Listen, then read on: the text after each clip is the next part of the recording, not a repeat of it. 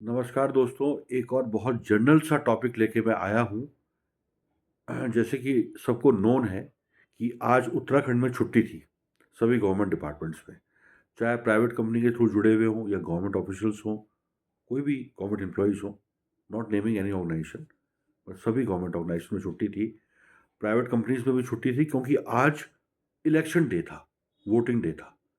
लेकिन एक बहुत दुःख भरी बात इस इलेक्शन डे से जुड़ी हुई है, जो कि मैं आप सबके समक्ष प्रस्तुत करना चाहूँगा, जो भी मेरे वीडियोज़ को देखते हैं या जो नए व्यूअर्स आएँगे, उनका स्वागत है इस छोटे से चैनल में, जनरल टॉपिक चैनल। तो मैं बताना चाहूँगा कि सुभाष नगर साइड हमारी साइड में भारू वाला ग्रांट के लिए जो हम लोग मेयर पार्षद प्रत्याशी के लिए वोट देने जा रहे थे आज कई लोग, उनका वोटर लिस्ट में नाम ही नहीं था। वोटर लिस्ट में नाम ही नहीं था। इस तरह की बात एक और बहुत बड़े यूट्यूबर ने भी उठाई थी कि दिल्ली में बहुत सारे लोगों का नाम इलेक्टोरल वोटर लिस्ट से कट चुका है।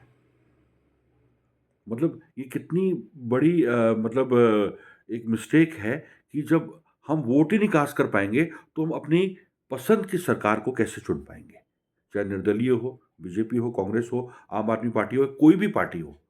जो लोगों की फेवरेट पार्टीज़ हैं, जो लोग चाहते हैं कि जो सबसे ज़्यादा वोट किसी पार्टी को पड़ेंगे तो वो पार्टी अपनी सरकार बनाती है। बहुत ही कॉमन सी और बहुत ही छोटी-सी बात है ना, जनरल सी बात, कोई जनरल टॉपिक्स का ही चैनल है, ठीक है?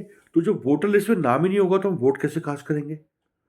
तो ये तो बात रही नगर निगम के चुनाव की, जिसमें पार्षद जी चुने जाने वाले थे, मेयर साहब चुने जाने वाले थे। तो वो हम कैसे वोट करें जब वोटर लिस्ट में नाम ही नहीं है? मुझे वापस आ जाना पड़ा, जहाँ मतदान केंद्र था। एंड ऑफ कोर्स वहाँ पे जनता थी, वहाँ पुलिस भी थी, है ना?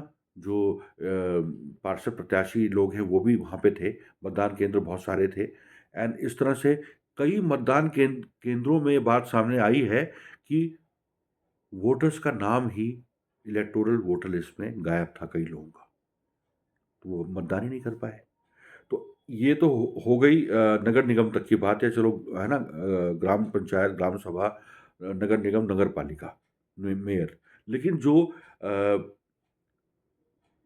विधानसभा के लिए इलेक्शंस होंगे या जो पीएम के लिए इलेक्शन होता है, लोकसभा के चुनाव होते हैं ना, तो हम कैसे ये सब गलती उसमें नहीं होनी चाहिए,